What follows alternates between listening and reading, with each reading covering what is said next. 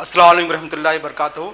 आज एक अहम वीडियो लेकर हम आपके सामने हाजिर हुए हैं। जैसा कि आप तमाम सभी अहबाब जानते हैं कि 22 सितंबर से कर्नाटक हुकूमत की जानिब से सोशो इकोनॉमिक एजुकेशनल एक सर्वे हो रहा है, जिसे हुर्फ़-ए-आम में कास्ट सेंसस कहा जाता है, जिसमें ये 15 दिनों तक ये सर्वे चलेगा, जिसमें इल्यूमिनेटर्स आकर घर घर आकर आपके अहल खाना की समाजी हालत, समाजी सूरत हाल, तालीमी सूरत हाल, इक़्तिसादी सूरत हाल के बारे में जानकारी हासिल करेंगे। फिर उसका डेटा तैयार करेंगे, जिसके बाद हुकूमत को दिया जाएगा, जिससे हुकूमत को पॉलिसी मेकिंग में आसानी होगी।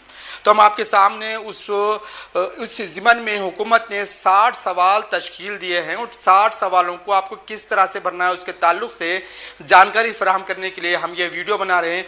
उम्मीद करते हैं कि आप ये वीडियो को आखिर तक देखेंगे और इसमें जो 60 सवालात के जवाबात हम बताने की कोशिश कर रहे हैं, उस 60 सवालात के जवाबात को आप उसी तरीके से इल्यूमिनेटर्स को बताएंगे।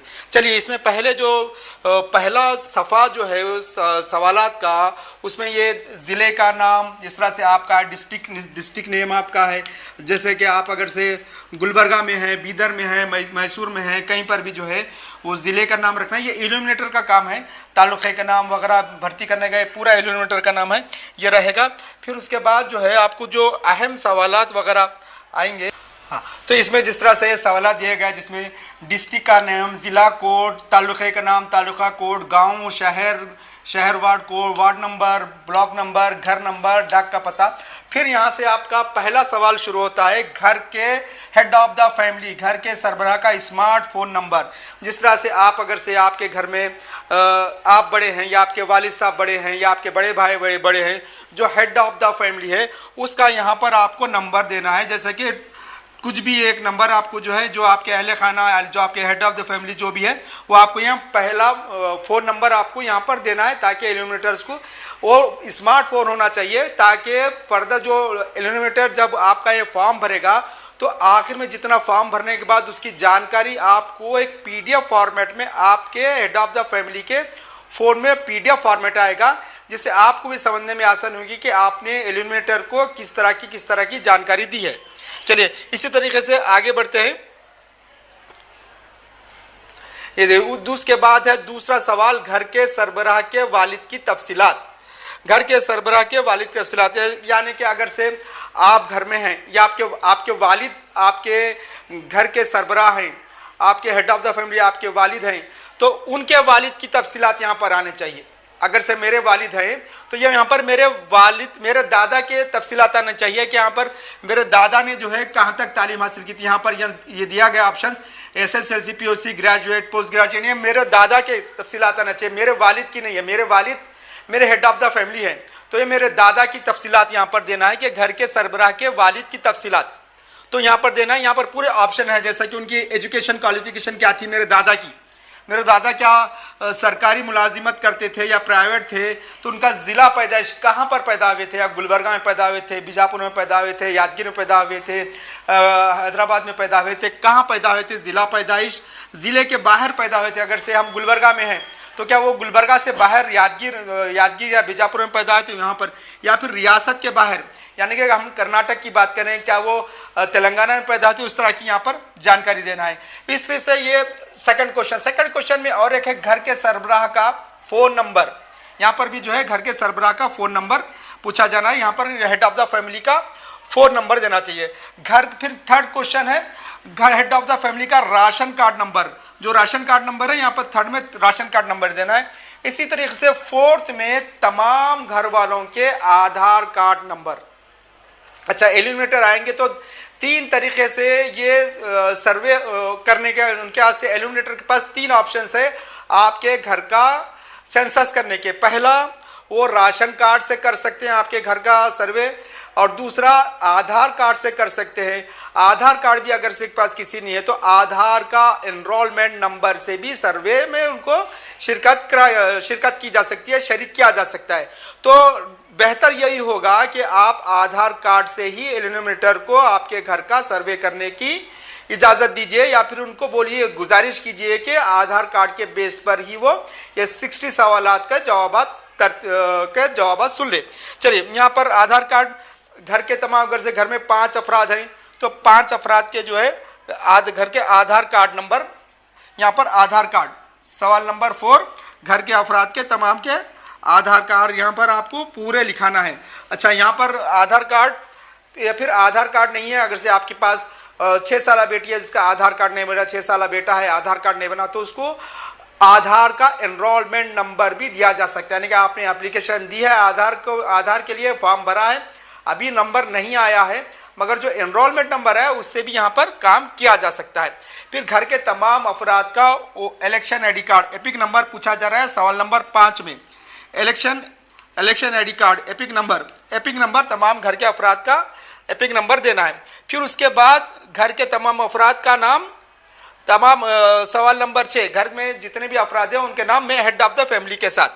चलिए, फिर आता है सवाल नंबर 7। सवाल नंबर 7, घर के सरबराह के यानी कि जो हेड ऑफ द फैमिली है उसके साथ जिनका सर्वे हो रहा है आपके, उनका रिश्ता क्या है। समझे, हेड ऑफ द फैमिली मेरे वालिद हैं, मेरे वालिद हेड ऑफ द फैमिली हैं, मेरे वालिद हेड ऑफ द फैमिली हैं। तो मेरे वालिद के हेड ऑफ द फैमिली के साथ मेरे लड़कियों का, मेरे लड़की का क्या रिश्ता होगा? पोता, ये पोता पोती। अब मेरे वालिद घर के हेड ऑफ द फैमिली को मेरे वालिद है, तो मेरे लड़का लड़की के साथ क्या हुआ? मेरे वालिद का रिश्ता पोता पोती। मेरा क्या, जब अगर से मेरा होगा तो वो बेटा आएगा, ये बेटा आएगा। मेरा अगर से होगा तो बेटा आएगा, मेरी बेटी का होगा तो ये पोता पोती है, क्योंकि हेड ऑफ द फैमिली मेरे वालिद है। चलिए, सबसे अहम यहाँ पर एक बात होने वाली, वो है सबसे अहम कॉलम नंबर 8 जिसमें लिखा गया मजहब। कॉलम नंबर 8 में सबसे अहम जो क्वेश्चन आने वाला है मजहब में हम तमाम को, चूंकि मुसलमान जितने भी मुसलमान हैं उनको नंबर 2 पे सेलेक्ट करना है इस्लाम। मजहब के कॉलम में वहां पर एलिमेंटर आएगा तो उसको बताना है मजहब में इस्लाम को आपको दर्ज करना है। फिर इसी तरीके से और एक मजहब, फिर इसकी बात आ रही है यहाँ पर जात, बहुत अहम चीज है, मैं आपको बता रहा हूँ। मजहब में आपको इस्लाम लिखना है तो यहाँ पर आते हैं जात में आपको लिखना है मुस्लिम लिखना है, आपको जात में लिखना है मुस्लिम। ज़ेली जात, फिर नंबर आ रहा है, ये इंपॉर्टेंट है, याद रखिए।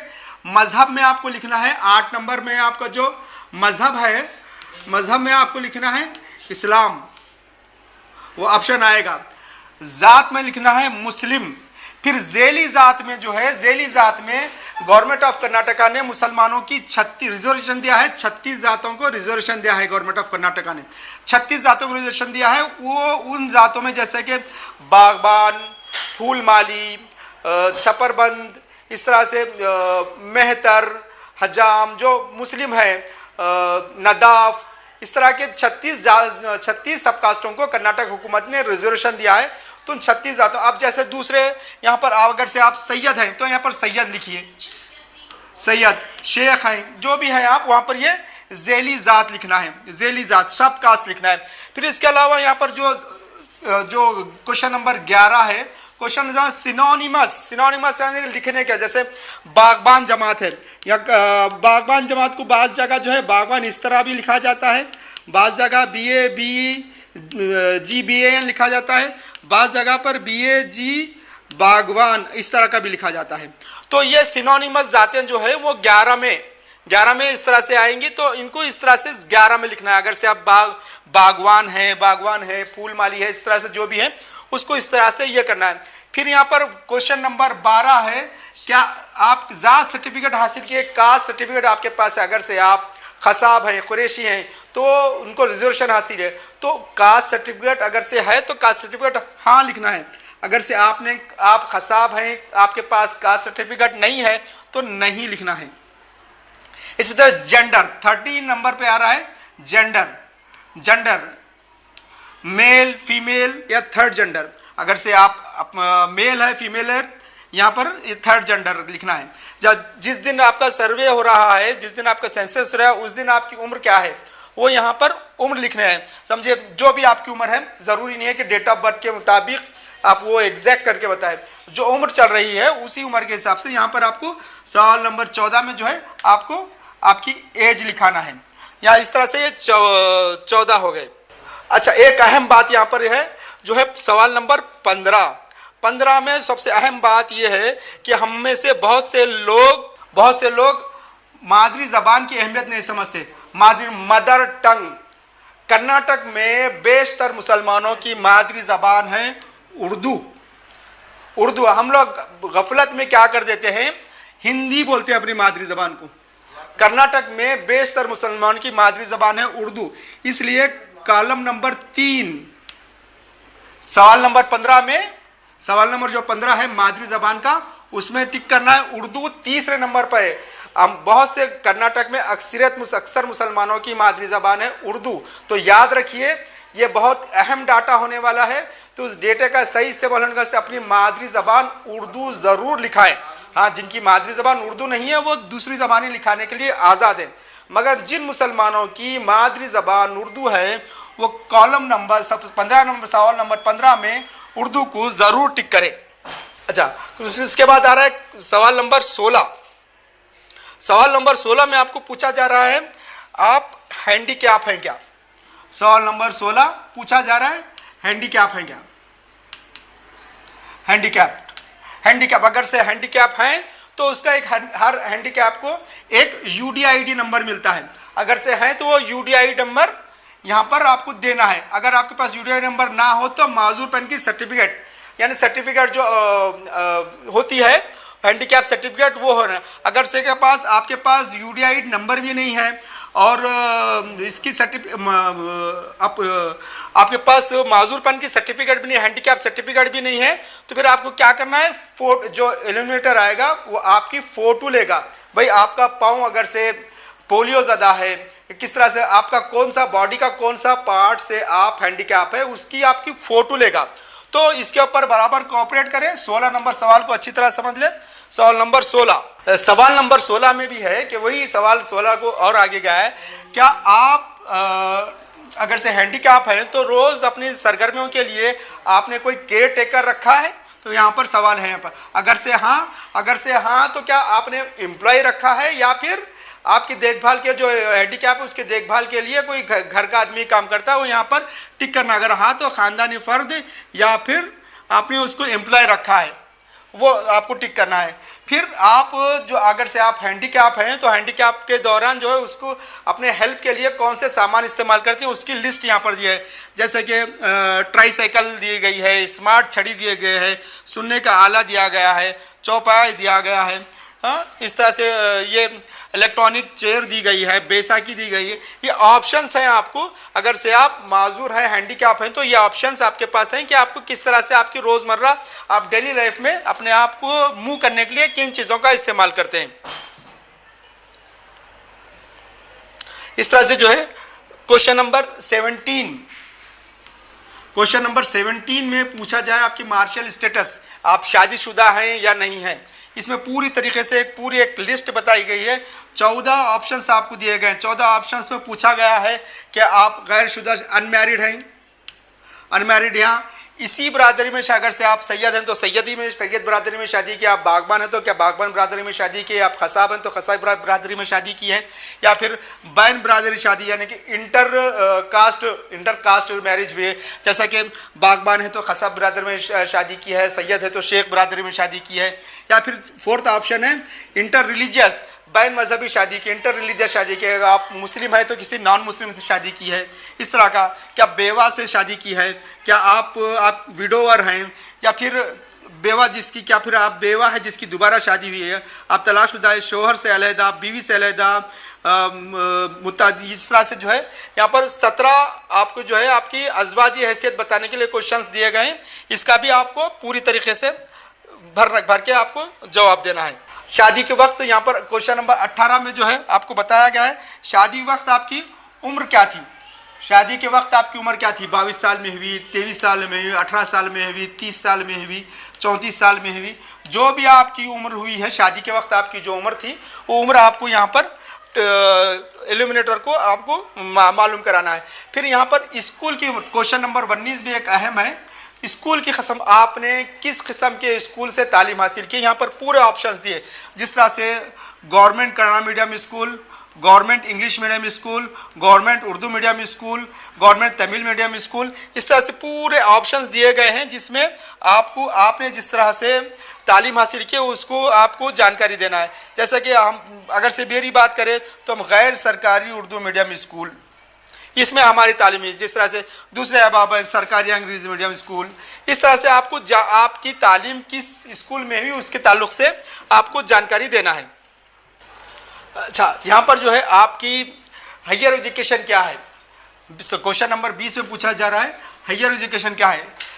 एजुकेशन की आपकी टोटल मालूम किया जा रहा है कि आप कहाँ तक पढ़े लिखे हैं या आप इलिटरेट हैं, यहाँ पर पूछा जा रहा है। यहाँ पर भी पूरे ऑप्शन दिए, इलिटरेट एजुकेशन हुआ, मगर फॉर्मल एजुकेशन हुआ है, अनफॉर्मल एजुकेशन हुआ है, primary 1 to 4th, middle 5th to 7th, यहाँ पर पूरी तरीके से यहाँ पर जितने भी पोस्ट ग्रेजुएशन तक भी यहाँ पर दिया गया है, पीएचडी तक भी यहाँ पर दिया गया है कि आप पीएचडी तक पढ़ें, यानी कि आपकी तालीमी काबिलियत, तालीमी लियाकत जानने की यहाँ पर कोशिश की है। यानी कि गवर्नमेंट जानना चाहती है कि किस कम्युनिटी में कितने लोग पीजी पोस्ट ग्रेजुएट तक पढ़े हैं, किस कम्युनिटी में कितने लोग टेक्निकल एजुकेशन में पढ़े हैं, किस कम्युनिटी में कितने कितने बच्चों का ड्रॉप आउट है, किस कम्युनिटी में कितने लोग सिर्फ प्राइमरी की हद तक ही तालीम हासिल करें। ये इस तरह का जानने की कोशिश कर रही है गवर्नमेंट इस सर्वे के ज़रिए।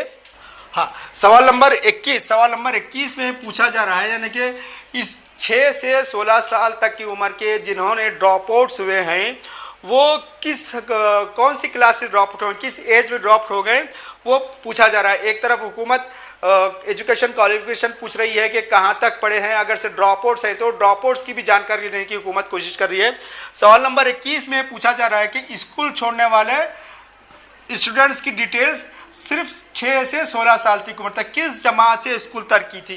क्या 11 साल की उम्र में एजुकेशन 5th में ड्रॉप आउट हुआ था, क्या फिर 13 साल की उम्र में 7th में ड्रॉप आउट हुए थे, क्या 15 साल की उम्र में ये 9th में ड्रॉप आउट हुआ था। तो इस तरह का ये जानने की कोशिश की जा रही है। या फिर नेक्स्ट सवाल आ रहा है यहाँ पर, फिर अगर से 16 साल, वहाँ 6 से 16 साल के अंदर की बात तर्क करने की बात हो रही थी।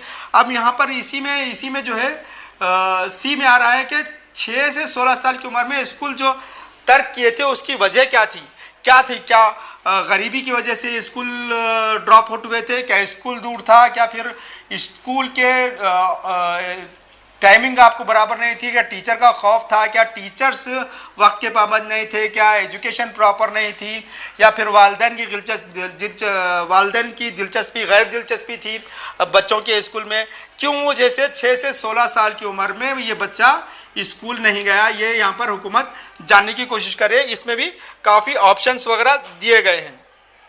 सवाल नंबर 22 में अब नेक्स्ट लेवल पे आ गया है। सवाल नंबर 22 में पूछा गया है कि 16 साल से, सवाल नंबर 22, 16 साल से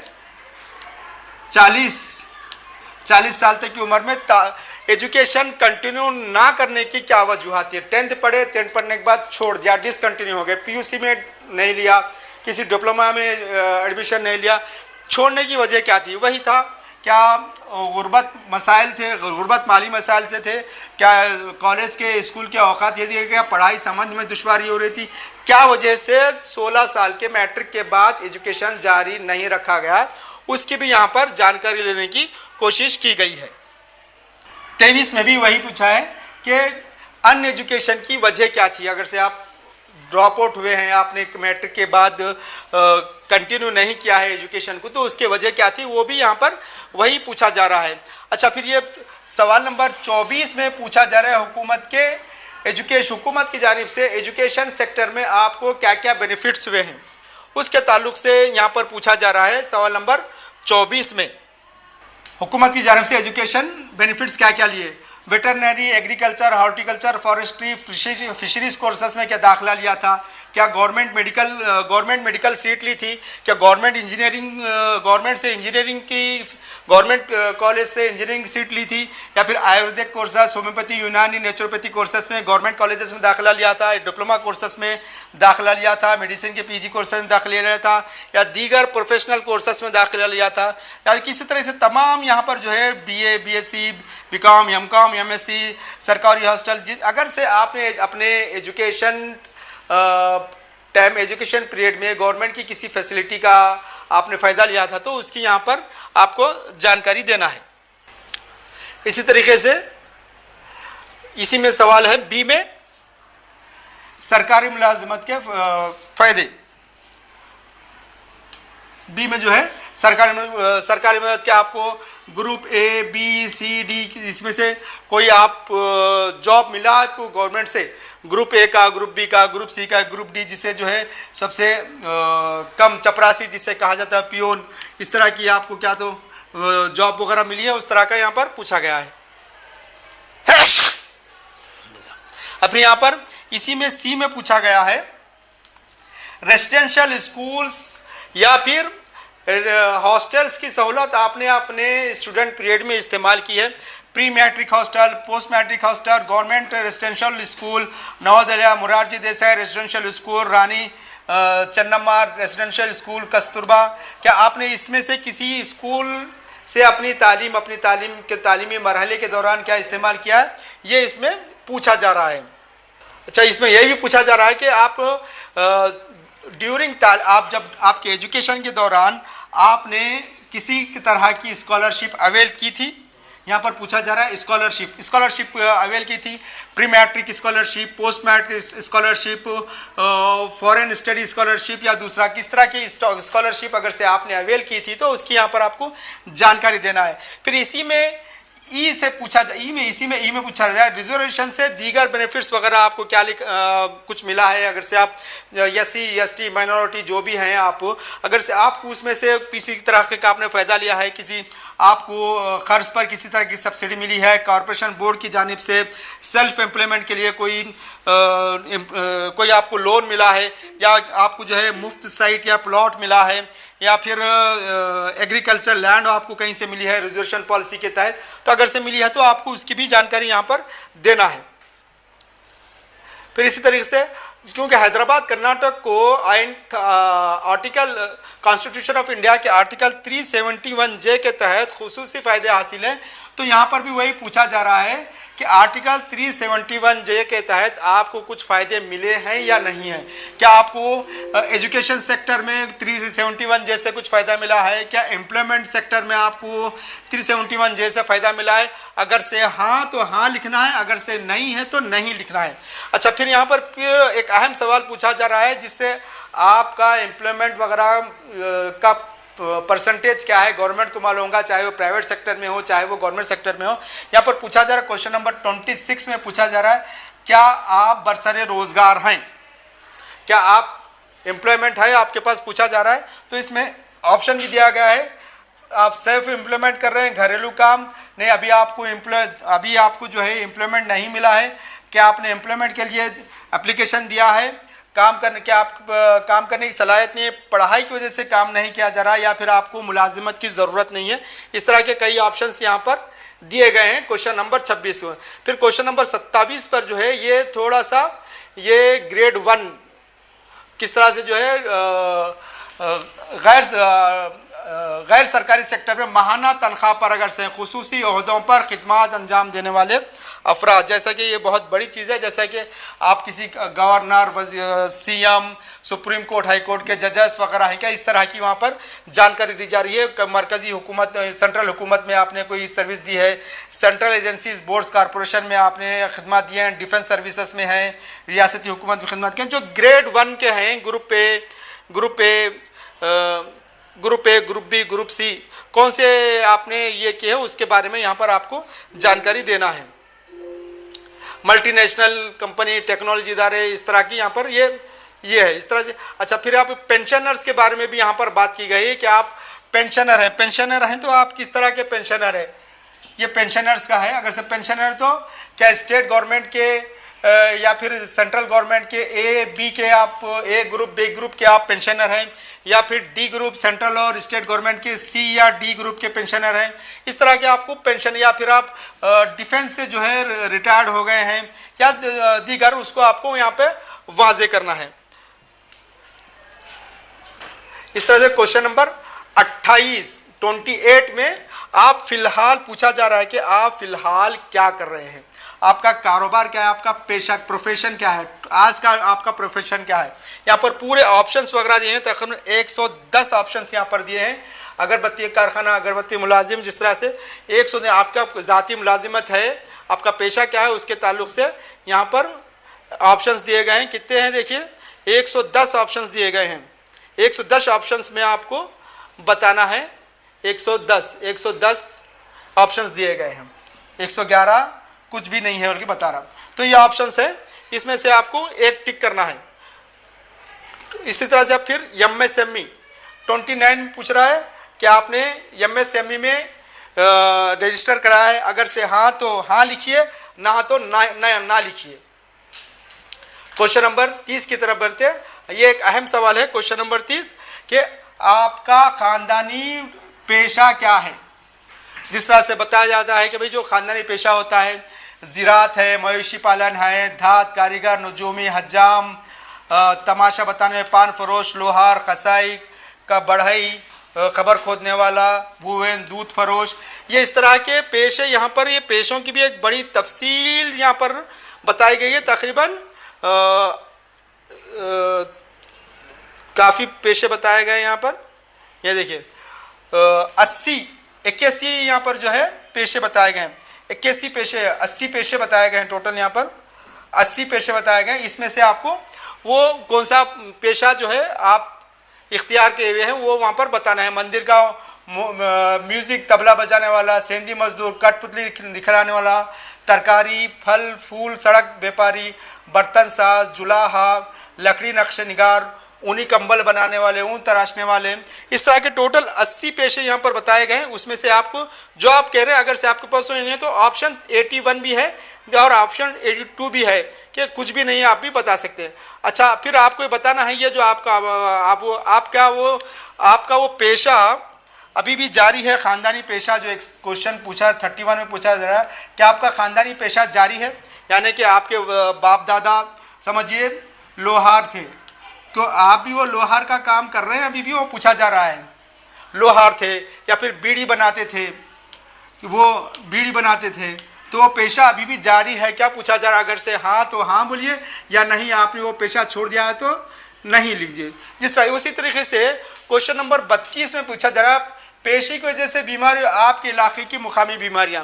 जैसे कि कई पेशे होते हैं जिससे जो है वो पेशे इख्तियार करने वाले कई तरह की बीमारियों में मुलविस होते हैं। जैसे बीड़ी बनाने वाले के हाथ पूरी तरीके से ख़राब होते हैं, वो तपेदिक, उनको जो है तपेदिक का भी होता है। जो कई ऐसे पेशे जो सेहत के लिए मुज़िर असरात साबित हो सकते हैं, वहाँ पर निशानदही की गई है पेशे की वजह से बीमारी और आपके इलाके मुकामी। यहाँ पर आपको वो मार्कआउट करना है, एलिमिनेटर को बताना है क्वेश्चन नंबर 32 के तहत। चलिए क्वेश्चन नंबर 33 अनऑर्गेनाइज सेक्टर में डेली वेजेस काम करने वाले मजदूर, अनऑर्गेनाइज सेक्टर में डेली वेजेस पर काम करने वाले मजदूरों के बारे में पूछा गया कि आप क्या करते हैं अनऑर्गेनाइज सेक्टर में, किस तरह से, क्या ऑप्शंस दिए गया उसमें। होटल में काम करते हैं, डेली वेजेस मजदूर, अगरबत्ती कारखाने, बीड़ी बनाना, घरेलू काम, कारीगर, आर्जी मजदूर, दीगर वगैरह जो भी है।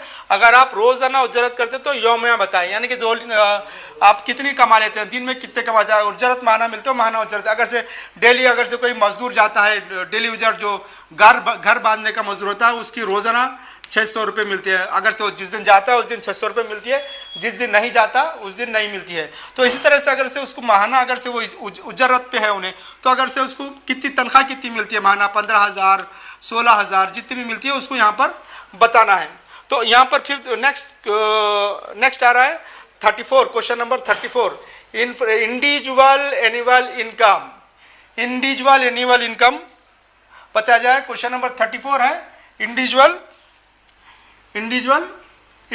एनुअल इनकम 20,000 से कम है, 20,000 से 1 लाख के दरमियान है, 1 लाख से 2.5 लाख के दरमियान है, 2.5 लाख से 4 लाख, जो भी आपकी इंडिविजुअल एनुअल इनकम है वो यहाँ पर बताना है। फिर क्वेश्चन नंबर 35 में पूछा जा रहा है कि आप इनकम टैक्स पे ही हैं क्या, इनकम टैक्स आप पे करते हैं, अगर से हाँ तो हाँ, नहीं तो नहीं, जो भी आपके पास है ये बताना है। फिर यहाँ पर पूछा जा रहा है क्या आपका बैंक अकाउंट है। क्वेश्चन नंबर 36 में पूछा जा रहा है क्या आपका बैंक अकाउंट है। बैंक अकाउंट है क्या पूछा जा रहा। हाँ तो हाँ, अगर से नहीं तो कुछ भी नहीं, अगर से हाँ तो है तो नेशनलाइज बैंक में है क्या, कमर्शियल प्राइवेट बैंक में है, कोऑपरेटिव बैंक में है, पोस्ट ऑफिस में है, कहाँ पर है, आपको इसकी जानकारी देना है। इस तरह से क्वेश्चन नंबर 37 भी काफ़ी अहम है। क्वेश्चन नंबर 37 में पूछा जा रहा है क्या आप, क्वेश्चन नंबर 37 में पूछा जा रहा है क्या किसी स्किल डेवलपमेंट की में आप महारत चाहते हैं क्या। स्किल डेवलपमेंट की कर्नाटक में अलग से मिनिस्ट्री है, तो आपकी सलाहियतों की फनी सलाहियतों इजाफे के लिए पूछा जा रहा है कि स्किल डेवलपमेंट में आप महारत चाहते हैं क्या, जैसे टेक्सटाइल और कपड़े की सिलाई, machine operator, quality checker, automobile, auto parts, किस तरह के स्किल डेवलपमेंट में आप महारत हासिल करना चाहते हैं। यहाँ पर भी ऑप्शंस वगैरह दिए गए हैं। देखिए ये हॉस्पिटलिटी, मेहमान हॉस्पिटलिटी एंड टूरिज्म का भी बात की गई है, front office, house keeping, retail, commerce, कई तरह के ऑप्शन दिए गए। इस तरह से क्वेश्चन नंबर 38 में पूछा गया है कि आप कंप्यूटर जानते हैं, कंप्यूटर चलाना जानते हैं क्या, पूछा जा रहा है। हाँ, अगर हाँ तो आप, अगर से आप चलाना, नहीं तो कुछ नहीं, अगर से आप हाँ तो आपको किस किस्म की तरबियत दरकार, आप किस तरह की उसमें तरबियत चाह रहे हैं, किस तरह से एक्सपर्टीज़ वगैरह बनना चाह रहे हैं, उसके ताल्लुक से यहाँ पर पूछा जा रहा है। फिर 39 क्वेश्चन है हेल्थ इंश्योरेंस। अगर से आप हेल्थ इंश्योरेंस लिया है आपने क्या, अगर से LIC का सरकारी या गैर सरकारी, जिस तरह से कई गैर सरकारी कंपनियां भी हेल्थ इंश्योरेंस प्रोवाइड करती है, कौन सा लिया है। अगर से LIC, जिस तरह से life insurance corporation government of India की बॉडी है, तो गैर सरकारी कई तरह के इंश्योरेंस कंपनियां वो प्रोवाइड करते हैं। अगर से आपने नहीं लिया है तो नहीं को टिक करना है। इस तरह से ये, अब ये 40 बहुत रेयर है मगर अहम है। अगर पब्लिक रिप्रेजेंटेटिव, जिस तरह से है बात पब्लिक रिप्रेजेंटेटिव, जिस तरह से पब्लिक MLA, MPs, कॉर्पोरेटर्स वगैरह, वही बताया गया है इसमें। रुकन पार्लियामेंट, रुकन राज्यसभा, MLA, MLC, ZP रुकन, TP रुकन, GP ग्राम पंचायत, रुकन महानगर पालिका, कॉर्पोरेटर, सिटी म्यूनसिपल काउंसलर, रुकन टाउन पंचायत, नॉमिनेटेड मेंबर वगैरह, जो भी अगर से पॉलिटिकल लाइफ में है, इलेक्टेड पॉलिटिक्स में है, इलेक्टेड पॉलिटिक्स में है, पॉलिटिकल लाइफ में है, तो यहाँ पर उसकी जानकारी देना है। चलिए फिर यहाँ पर ये जो 40 सवालात हैं, ये टोटल इसमें है 60 क्वेश्चन है टोटल। ये पूरे क्वेश्चन ईयर में सवाल 60 है। 60 में जो है इसको दो तरीके में डिवाइड किया गया है। पहला सेगमेंट 1 to 48 है, फिर उसके बाद 40 to 68 है। 1 to 40 जो है 1 to 40 जो है, ये पूरे घर के तमाम अफराद को 1 to 40 देना है।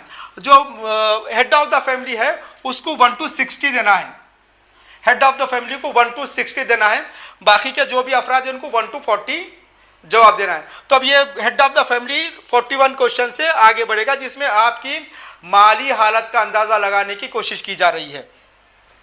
एक घर के एक 41 से आपके माली हालत का अंदाज़ा लगाने की कोशिश की जाए, यानी कि आप लैंड ओनर हैं। 41 में पूछा जा रहा है क्या ज़मीन आपकी मिल्कियत में है तो किस किस्म की है, क्या बंजर ज़मीन है, क्या उपजाऊ ज़मीन है, क्या बाग है, क्या शजरकारी है या झाड़ वगैरह है, या दीगर ये करना। फिर यहाँ पर पूछा गया है कि आपके पास जो ज़मीन है वो किस तरह से हासिल की गई, क्या आपकी आबाई है यानी कि आपके बाप दादा से आपको मिली है, क्या आपको तोहफे में कोई मिली है, या फिर इनामी ज़मीन है, या फिर आपने ख़रीदा है, यह भी आपको वाज़े करना है। फिर यहाँ पर पूछा गया है कि कितने एकड़ है, कितने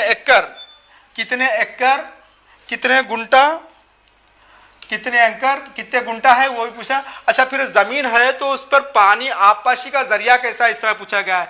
क्या तालाब के ज़रिए है, क्या दरिया बाजू है, क्या बोरवेल है, क्या लिफ्ट है, क्या खुला कुआं है, चश्मा है, क्या बारिश पर मुनहसर है, वो भी यहाँ पर पूछा गया है। आबपाशी का आपका खेत है, आपकी जो ज़मीन है उसको पानी, आपके जो काश्तकारी कर रहे हैं उसको पानी किस तरह से फराहम किया जा रहा है, उसके ताल्लुक से पूछा गया है। अब इस तरह से क्वेश्चन नंबर है 42, घर के जरिए हासिल करदा खर्च। अगर से आपने कर्ज लिया है, क्वेश्चन नंबर 42, इसमें पूछा जा रहा है कि आप पर कर्ज है, कर्ज लिया तो किस लिए लिया है, क्या शादी के लिया है या किसी रिलीजियस काम के लिए लिया है या फिर इलाज के लिया है, एजुकेशन के लिया है, क्या जो आप कारोबार कर रहे हैं उसको जारी कर रखने के लिया है, कर्ज लिया है तो किस लिए कर्ज लिया है उसकी भी यहाँ पर जानकारी लेने की कोशिश की जा रही है।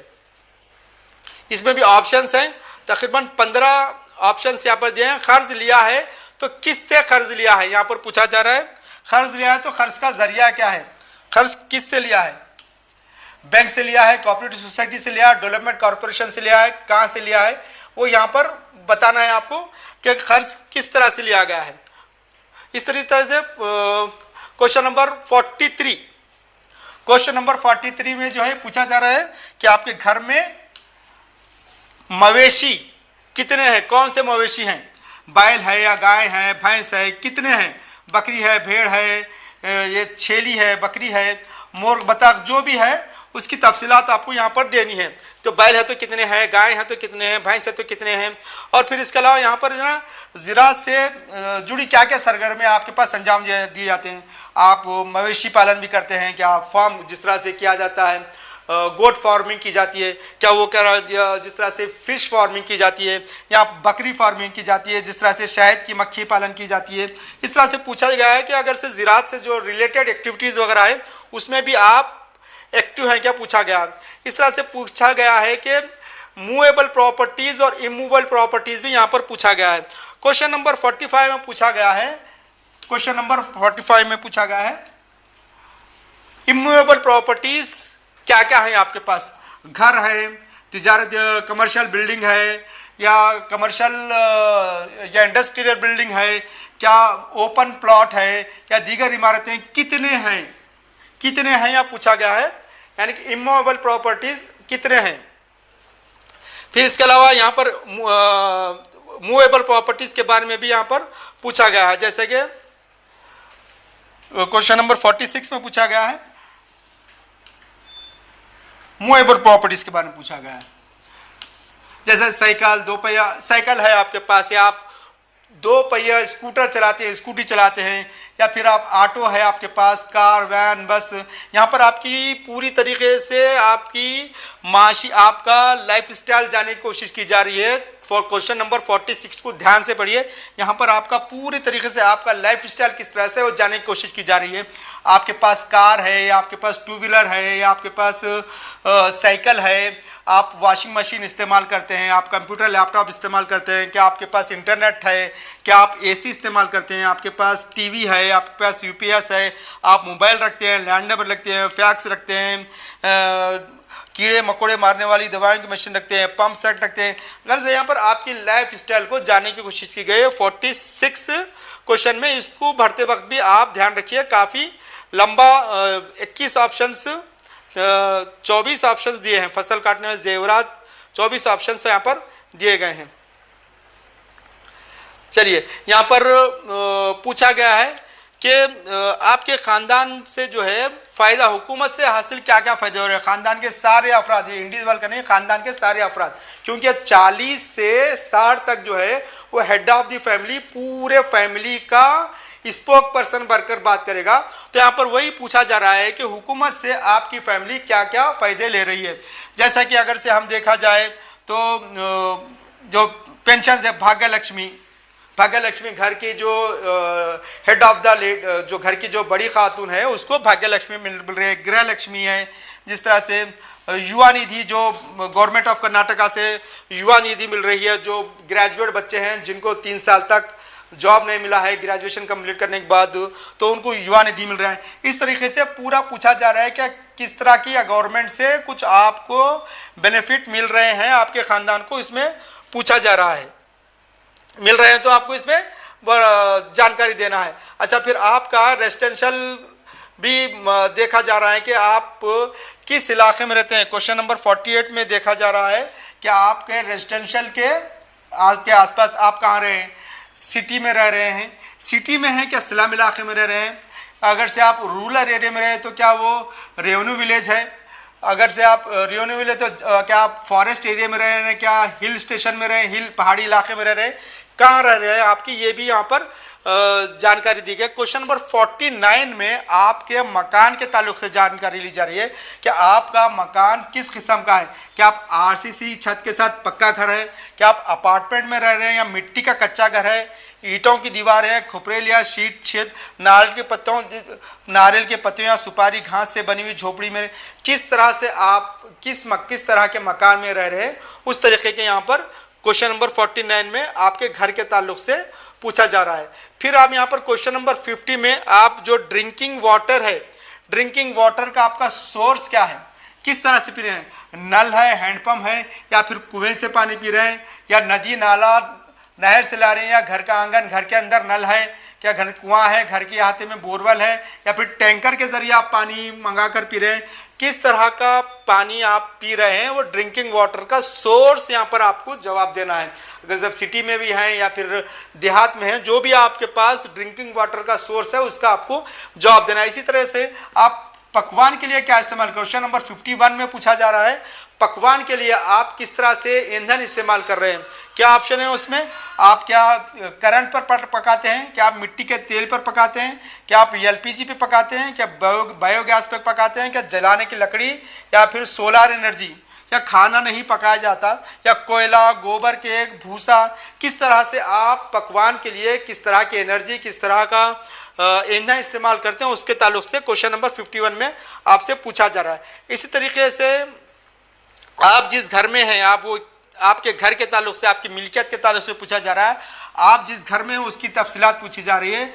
क्या ये आपका ओन घर है या फिर किराए का है, या फिर क्वार्टर्स में रह रहे हैं, गवर्नमेंट के जो क्वार्टर्स होते हैं वहाँ पर रह रहे हैं, या फिर हाउसिंग स्कीम में, गवर्नमेंट की किसी हाउसिंग स्कीम में आपको अलॉट हुआ है वो उसके ऊपर, या फिर आप सरकारी ज़मीन पर झुग्गी झोपड़ी बनाकर रह रहे हैं, उसकी जानकारी दी है। सरकारी ज़मीन पर आप कब्जा कर रहे हैं, इस तरह की यहाँ पर जानकारी पूछी जा रही है क्वेश्चन नंबर 52 में।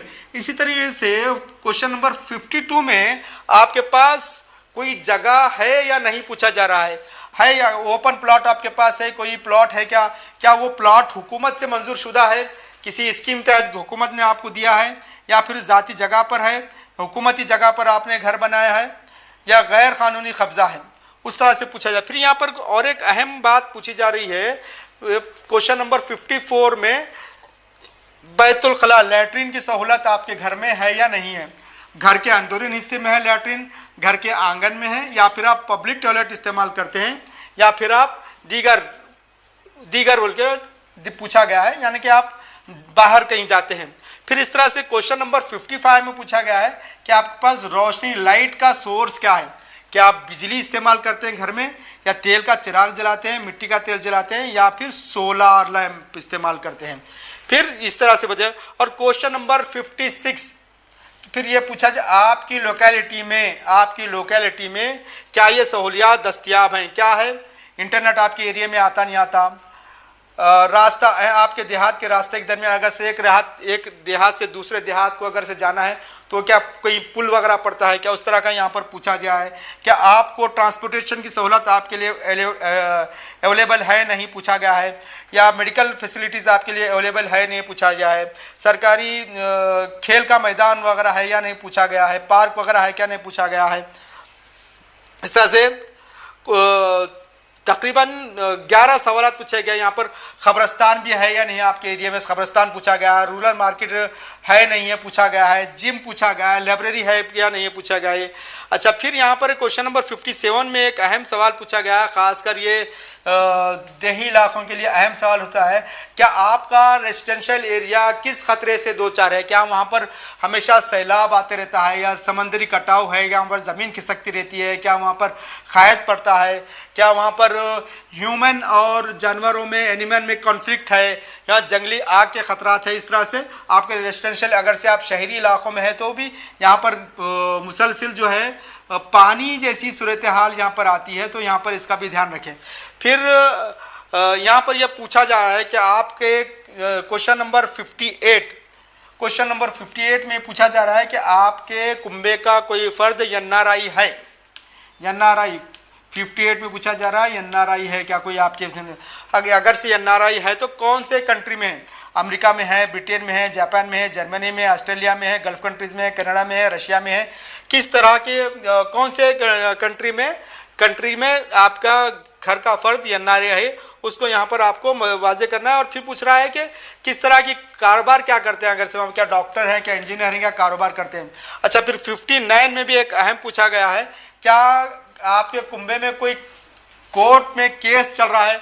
अगर से हाँ तो हाँ लिखिए, नहीं तो नहीं लिखिए। अगर हाँ तो आप कानूनी खिदमत अथॉरिटी से या तो आप लीगल सर्विसेज वगैरह से आपका वाकिफ़ है, वो आपको यहाँ पर वाजे करना है। फिर यहाँ क्वेश्चन नंबर 60 में पूछा गया है कि आपका कुंबा किसी वजह से, कुछ वजह से आप बेघर हुए हैं क्या, बेसहारा हुए हैं क्या? आखिरी सवाल है क्वेश्चन नंबर 60।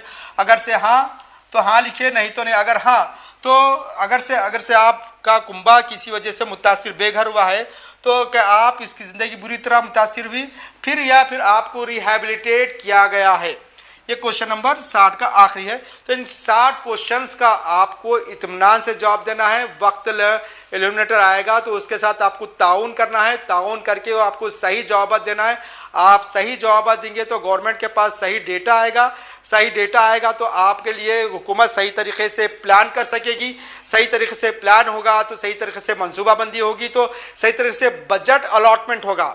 चाहे वो किसी कम्युनिटी को, जिस तरह से गवर्नमेंट कहती है कि जिसकी जितनी भागीदारी उसकी इतनी हिस्सेदारी, जो कम्युनिटी जितने % है उनको उतना हिस्सा मिलना चाहिए। अगर से हम बात मुसलमानों की करें तो माना जाता है कि कर्नाटक में 14% मुसलमान हैं।